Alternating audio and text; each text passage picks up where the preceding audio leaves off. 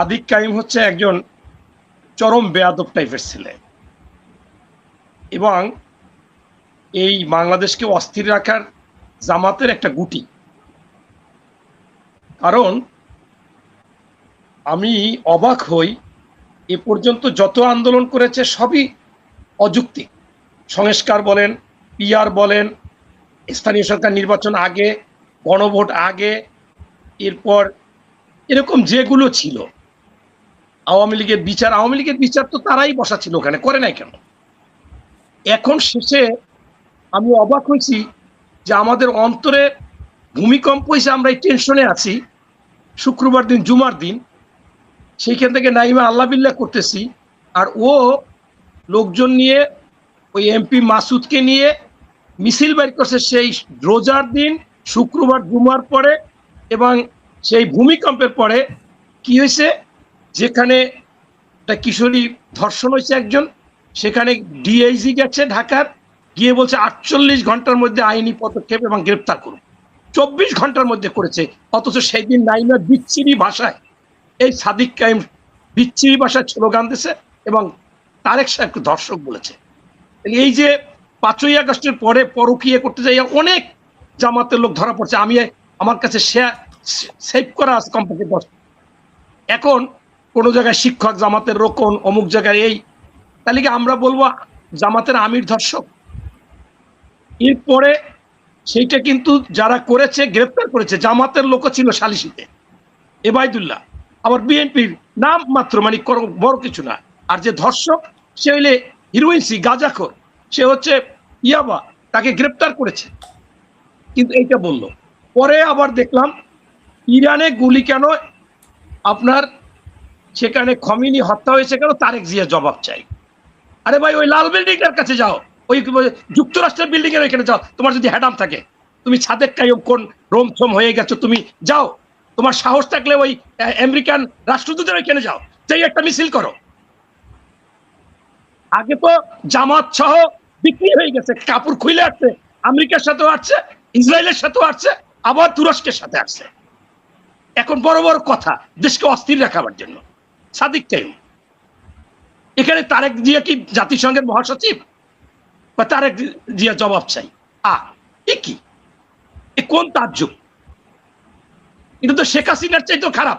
শেখ হাসিনা 91 সালে বলছিল যে খালেদা জিয়াকে 1 সেকেন্ডের জন্য শান্তিতে থাকতে দেবো না। পরে একা একা পারে নাই, পরে দেখছে যে আমাদের হাতে তো একটা গুটি আছে, সেটা হলো জামাত। 47 সালে বিরোধী করেছিল, তারপরে এখনো আছে। 71 সালে করেছে, 86-তে এরশাদের নির্বাচনে যাই আমরা বেইমান হয়েছিলাম জাতীয়, ওরাও শপথ করছিল, তারপরে নির্বাচন করছে। এদের কাজে লাগাই, এদের নিয়ে 273 দিন হরতাল করেছে এই জামাতকে নিয়ে। এখন সেই জামাতই নিজে আছে, এখন আর আরেকজনের ধার নেওয়া লাগে না তাদের। এরা তো এইটা করবে। আমি অবাক হই, জামাতের আমির ইসলামের কথা বলে, কত নুরানি সুন্দর চেহারা। সে বলে যে আমাদের নির্বাচনে যাই হোক, যেটা হয়েছে আমরা মেনে নিয়েছি।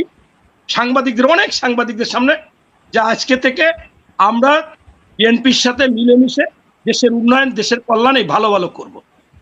এদিকে আবার বলে বুকে আমার ব্যথা নিয়ে এই নির্বাচন মেনে নিয়েছি, শপথ করেছি। আসলে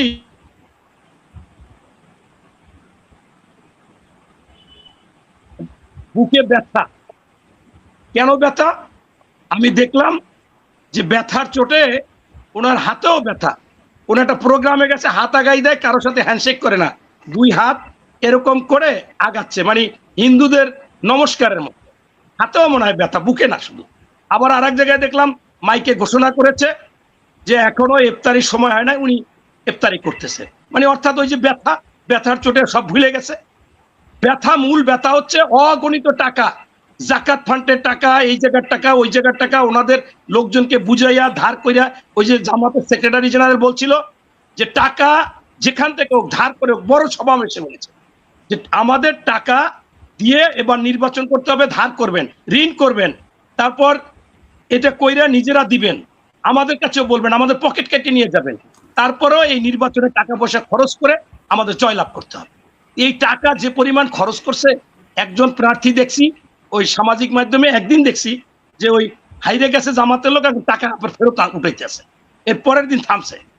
এখন ওনারা এই টাকার মুখে কষ্ট, আবার বিদেশিদের সাথে এত যোগাযোগ করলো, আমেরিকা সাথে এই আপনার ওনাদের একজন যে আমির পিনাকি, যে আগে বলতো যে এই যেটা বদমাইশ বড় হইলে শিবির আর বুড়ো হইলে জামাত, সে তো ওনাদের আমির। আমেরিকার সাথে ইলিয়াস যোগাযোগ করে ওখানে অনেক শ্রম দিছে, ইসরায়েলের সাথে বনিয়ামিন দিয়ে শ্রম দিছে, নিজেরা তুরস্কে গেছে, পুরো বাংলাদেশ কনভেন্স করতে, সেখানেও টাকা পয়সা দিছে, প্রশাসনকে দিছে। এবার এই যে প্রিজাইডিং সহকারী প্রিজাইডিং আমি স্পষ্ট দেখেছি।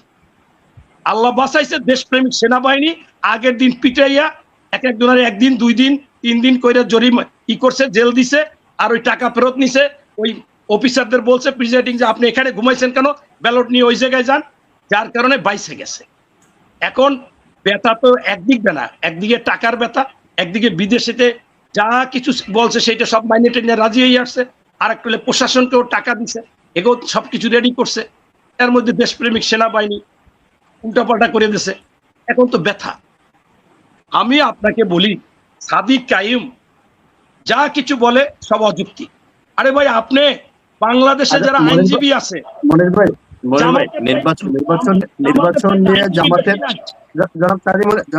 নির্বাচন নিয়ে জামাতের যেটা আপনি ব্যথার কথা বললেন যে সেনাবাহিনীর কারণে নির্বাচন হয়েছে, নির্বাচন নিয়ে তো বিএনপিরও অনেকে অভিযোগ করতেছেন যে নির্বাচনে কারচুপি হয়েছে, সমঝোতা হয়েছে, জামাতের আমিরকে আসন সমঝোতা করে দিয়েছেন, নাহিদ ইসলামের আসন সমঝোতা করে দিয়েছেন।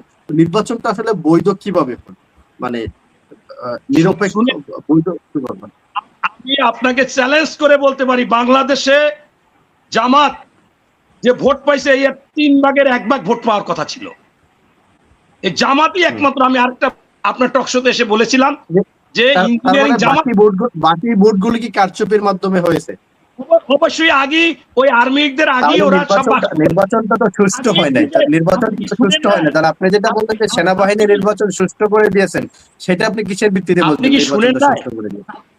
আচ্ছা, আপনি একটা কথা বলেন, শাহজাহান চৌধুরী ওপেন জনসভায় বলেছে প্রশাসন আমাদের কথা উঠবে বসবে, প্রিজাইডিং এবং সহকারী প্রিজাইডিং যারা ওই শিক্ষক প্রাইমারি এবং হাই স্কুলের, তারা আমাদের মার্কা মুখস্থ করবে। বিএনপির অনেকেও বলেছেন যে আমাকে নির্বাচনটা করতে দেন, তারপরে আমার জাউরা রূপ দেখবেন, এটা তো বলেছে অনেকে, বিএনপির অনেকেও বলেছে।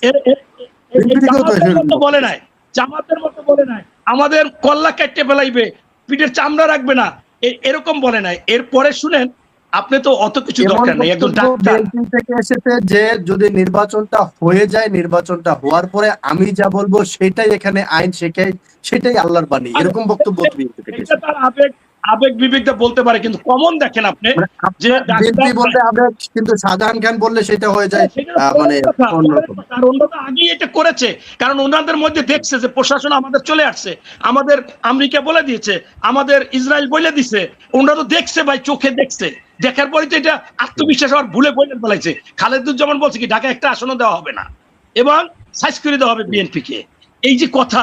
এবং নির্বাচনের আগের দিন কমপক্ষে 10টা লাইভ করেছে ইলিয়াস সাংবাদিক, বলছে বিএনপি কে সতর্ক করে দিচ্ছি, কর্মী সমর্থকদের সতর্ক করে দিচ্ছি, এই কালকে ভোট গণনার পর 250 থেকে 280টা জামাত আসন পাবে, এটা সিদ্ধান্ত ফাইনাল।